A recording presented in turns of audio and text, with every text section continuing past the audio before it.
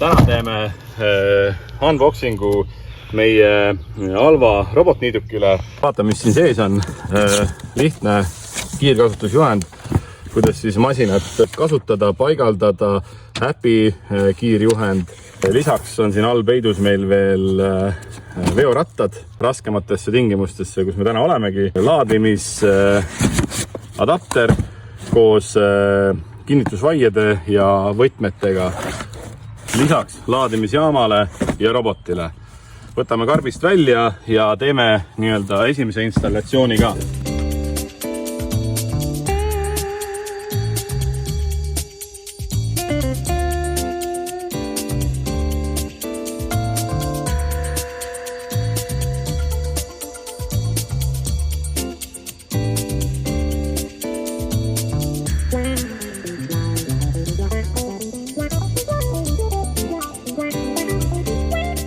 Laadimisjaama paigaldus peale karbist väljavõtmist tuleks veenduda, et koht, kuhu ta läheb, on sobilik, et juhtmed jääks kuskile segama.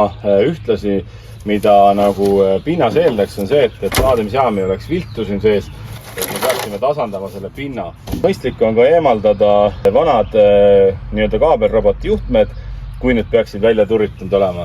Ajame pinna sirgeks, paigaldame laadimisjaama, ühendame vooluadapteri ära ja siis hakkame tegema robotiga virtuaalset installatsiooni.